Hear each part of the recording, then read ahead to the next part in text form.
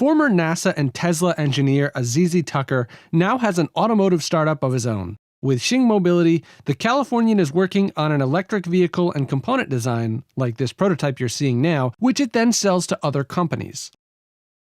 500 Startups' Kylie Ng, an investor in Xing Mobility, recently caught up with Azizi to see how things are going at his Taiwan-based startup. What was your upbringing like?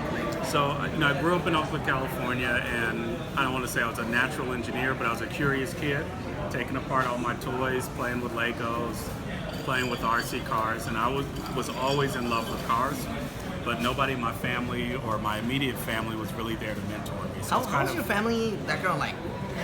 My parents both, my mother worked as a lawyer, my father worked at a university, and so as far as I could tell, as a kid, the kid me just saw them having boring office jobs, sitting at a desk. Like, I don't want to be and that. I was like, this is the most boring job ever. Like, you can just sit there and look at paper. So, my whole thing is, I knew probably from the time I was 10 that I wanted to be an engineer. Wow. Just straightforward. Wow. And I wanted to work in the car business. That was like always like a pretty constant and solid goal. Yeah. And for a little while I wanted to be an astronaut, but back to cars. So, astronauts, once I found out they don't actually fly the space shuttle, I was like, I'm done with that. Back to cars. You're just a passenger. You want to be the driver's seat. Exactly.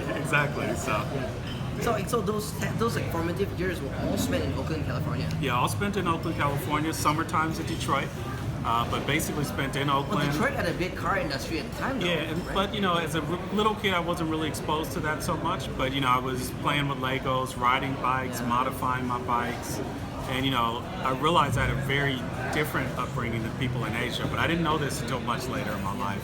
Yeah. And part of that is our repair shop for the bike is far away. So, the first time you get a flat tire, your parents will take you to the bike shop. Yeah. The second time you get a flat, they're like, you better figure out how to fix it. And so very easily, because, they weren't going to drive you 20 minutes to the bike shop. So very quick, me and my friends, we knew how to fix flats. We knew how to replace screws. Probably at 8 years old, we knew all that stuff. Man, 8 years old, you're kind of fixing up your own bikes, you're fixing up all your own stuff, tearing things apart. Did you ever think you'd eventually work for NASA and eventually work with Tesla, building out international business? And I'm going to say no, but I actually found a drawing, and I'll send you this drawing that looks exactly like the last race car I bought. But I drew it when I was like 6. No way. And it's almost exactly the same. And I was like, God, I can't believe this relationship. But no, that wasn't really I would say it was my goal to work in the auto industry, but I didn't know what that was going to look like. And it definitely changed as I got closer. As I got closer to my goal, I made a big pivot, and that's how I ended up going to aerospace. Oh, so you kind of lost interest in being an astronaut, but somehow you kind of what happened? That pivot, I finally was working in the car industry in Detroit. I was getting close to my dream, but I could see it, and I was like, the car industry doesn't work the way I thought it worked. Why? I was Why like, not? you don't get to build cool-ass cars. You get to build cars that make money. You get to build cars that someone else thinks is going to be most profitable. And so I was kind of like... So the marketers were the designers of the car. In many ways. And this was a time when the American car companies were really struggling. Okay. Yeah, this was pre-bankruptcy for all those companies. And so I was like, they don't take innovation serious. They don't take all this stuff serious. So I got this crazy idea that I would go, where they take that stuff serious? And then I ended up, I just did one interview and then went straight to working at NASA Goddard Space Flight Center on spacecraft. It doesn't sound like everybody goes for one interview and gets into NASA to work on the spacecraft? We're doing satellites. So we did the carbon fiber frame for the satellite and then the cooling system. The panels that fold out with the mirrors. Inside there's radiators and all that stuff. And that's what we made. So you and your team built out those machines? Yeah. So we would build a complete frame or chassis. This was kind of the low-tech part of the satellite, but still really, really high-tech. Yeah. And then the cooling systems were super high-tech because they had ammonia and toluene and all these different chemicals inside. And they were doing something called two-phase cooling with heat pipes. When I first got there, it blew my mind. I was like, oh, this is so cool. And, after a couple of years, it gets to be normal and it was comfortable, but it was interesting to see that transition. The transition is interesting kind of from my perspective, my world of venture capital. I think it's for a lot of emerging market VCs, we've been investing a lot in the boom industries of that time, which is e-commerce, marketplaces, online to offline mobile apps, and now most of those bets have been made. Yeah. And so most of the emerging market global VC companies were looking like, hey, we need to revisit this kind of deep tech kind of stuff, right, to see what's real tech. And so what you're talking about compared to an iPhone app, it's just like, well, it's interesting you say that, because I was at NASA, and you talk about kind of refocusing and finding you've kind of hit the big numbers already. Yeah. When I was there, I found out about a company called Tesla Motors, which was hiring. So again, interviewed. It actually took. What year was this? This was 2006. And so, NASA was great, but the projects were so slow. We'd ship 2 things a year, and I was used to like making 1,000 parts a day, and so like going to that slow cycle was killing me. Plus, no one could see what I did. I couldn't share any of my work with people. And so when I went to Tesla, I ended up joining them. You just read about it on the news? I read about it on the news, like one of their very first press releases, and I was like, this is like my RC cars, And so I joined them in 2006, about 80 employees. Yep. And it was pre-Elon Musk. It was a very interesting company. What do you mean by pre-Elon Musk? He was kind of like more passive at the time. He wasn't CEO. Yeah. He joined after we had a couple interim CEOs. Yeah. After the main CEO left. Yeah. He was a lead investor and biggest shareholder, but he wasn't involved in day-to-day operations when I joined. Yeah. When you joined, like, what did you do that carried on from your work at NASA into Tesla? Oh, that's interesting. I think the big connection there, and the thing that the team that hired me saw, is that I'd worked in high volume automotive, but Tesla was going to be low volume, and I'd worked in super low volume at NASA. It wasn't so much a strategic move, but that high volume and low volume mix ended up being really helpful for me in my career. Got it. And so let's tie this to how you ended up in Asia. So during my interview at Tesla, my good friend David Cross, bless his heart, he was like, do you want a job doing what you normally do, supplier quality? Do you want to work in the US or do you want to work in Asia? Like during the interview, he asked that question. I was like, Asia. Just like 2-second thought, Impulsive. Yeah, and I'd been to China once before when I was in high school, so I had just the slightest. Is that like a student exchange? Yeah. Well, you must have been really popular. Student exchange. It was interesting. It was an interesting experience. And so that was it. And then from there, I was responsible for supplier development throughout Asia, which meant traveling to different suppliers, but most importantly, being in the factories. So I was in factories in Detroit. Where I worked in the auto industry. Now I was in factories in Asia and seeing the difference straight up and down, including one time I saw the same part my old company used to make, and we lost a contract to some nameless Asian company.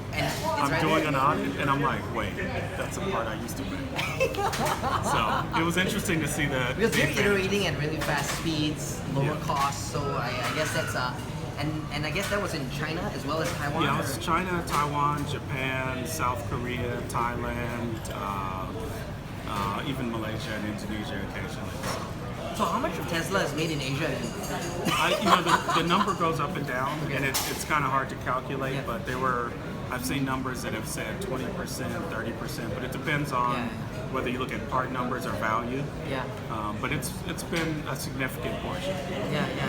So from going into Tesla at such an early stage, 80 employees, how many years were you at Tesla, and how many employees were there when you left? I think I left in maybe 2012, 2013, somewhere around 6 there. years. Yeah, and there were 4,000 employees when I left. So it was like a completely different company, 3 or 4 times over. 80 to 4,000, that's almost like a 50 times growth. Yeah. I mean, my desk was in at least 3 different buildings, so it was definitely interesting. Wow. So what made you leave though? The company had grown up, and that meant that all of the roles everybody did got more narrow. As we get more specialized. So on the first car, the Tesla Roadster, I know almost every part on the car. And by the Model S, I was working on just the battery pack and the motor, a little bit on the gearbox, and I kind of wanted to work on a whole car. But also I wanted to do some more exciting projects. And so those 2 reasons were really the reasons I took off. in that process of being at Tesla, did you work directly with Elon Musk? And I'm sure a lot of people ask you this. Hey, what's he like? I didn't work with him directly very much because I was traveling. I spent most of my time in Asia. Yeah. There were years I had 100 flights per year. So I was thought always my flights were bad. I was always on the move. Yeah. And so the vast majority of my time and most of my actual work was in factories in Asia working with the people. Wow, that's here, super cool though. Kind of like grounds up, right? The work Yeah. that needs to get the nuts and bolts Yeah. of the business. Exactly. Right. So you then how did the connection make with Xing? How did the formation of Xing happen? So I met a gentleman in Taiwan who had an idea to build his own car. Yeah. And he just casually mentioned it when we were having lunch one day, and I was like, really? Like, let me get in. I just started an engineering consulting company with 0 clients, and the portfolio page had 0 photos. So I'm like, I'll do this car project for free. I can get some pictures on my portfolio page, and we'll see where it goes from there. Yeah. And that developed and grew into a real business. Yeah. And then once I met Royce Hong, we turned it into Xing Mobility. Wow. So you kind of began as that consultancy almost, right? Yeah. Wow. And so the gentleman wasn't Royce, the one who wanted. Yeah, it was a previous business partner who's left the team, and then Royce came on before he left, but he left recently. So. Got it. So what started off as like a hobby and a passion became this business. Exactly. So let's talk a bit about the business today then. Like, how many years ago was it when the seeds of Xing first sprouted? I would say, the seeds actually probably started on that very first car. Yeah. So that gentleman, That was a race car. he wanted to build a race car. I just left Tesla, and he's like, let's build a gasoline race car. And I'm like, yeah, let's do that. And I was like, we should make it electric. And he was like, what? He had never even been in an electric car, didn't know that they could be fast. And he was like, no, we won't do electric. We'll just do gasoline. So in the background, I designed it as electric also, in the background. So we built the gasoline one, project one. It's kind of like a bait and switch. Like, I'll give you a gasoline, but we gotta... Yeah. And so once Royce joined, I was like, I got plans for an electric. And he was like, let's build it right now. And bang, so that was the very beginning. Man. So fast forward today. So I visited the factories a couple of months ago on an invitation of a friend who used to be a business partner of Royce, which is his business partner, his co-founder. And it's such an opportune kind of moment because both Azizi as well as Royce, the two co-founders, were busy. So I was taken on a tour of the factory by one of their staff, Bonnie. And so it's unfiltered by the founders.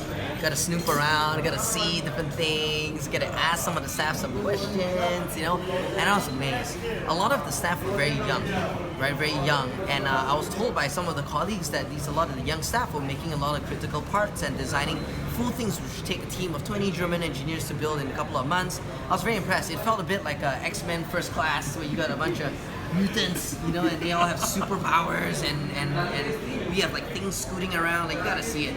So impressed. I think the future of the business, apart from electrifying like diesel engines, gas engines, across boats and other passenger vehicles, which by the way, there are more non-passenger vehicles and passenger vehicles in the world, almost double, right, the amount. So I think that itself is a huge market. But what I also had jammed early on when I mentioned the voice was that robotics. Yes. I think the whole robotics industry, that's like innovating at a very rapid clip. Yeah. Right? So customized electric packs for robotics. And, a lot of people are confused on what robotics is. There's the robot, which is the arm, which is our image of the robot. Yeah. But robots get really big. Yeah. Robots are swimming, they're diving, they're going underground, they're mining. Yeah. And so they can have wheels, they can have tank treads. Yeah. And so these bigger robots especially have huge power demands. Wow. And once we untether the robot from the factory floor, we really are seeing, big demand for battery packs for robots that, for instance, go into nuclear environments or do bomb disposal and these things. Shit, you know what images in my mind? Pacific Rim. Like the, and then they fight each other and they kill Godzilla, So I'm kind of new if like Godzilla attacks us, to have one of these Xing-powered robots. I think I could get Godzilla. I think we could get him. Let's get It'd Godzilla. be a fair fight. That's super cool. In the dream, man. I think your story is a great inspiration, not just for a lot of folks out in Asia who believe that actually a lot of great technologists like Cedric over here, right? Like working within Xing and like great technologists and real innovators can really emerge out of Asia, but also see that this new world of innovation is no longer like us versus them or East versus West. It really is, the world is coming together to build for the rest of the world, right? And we can really think about that for a moment and see how wonderful this world is, where we're actually collaborating across cultures, across geographies, and just having the best minds come together to solve the world's biggest problems. This is what this world's about. Absolutely. Well, thanks so much for like taking Thank time you, out ma'am. here, you know what I mean, Appreciate and it. sharing a bit of a syrup bandung and a kind of like a limau ice, a barley ice, you know, gula tamau with some muruku with us here at Chawan right here in Bangsar, you know, and I wish you all the very best. Thank you so much. Yeah, thank you.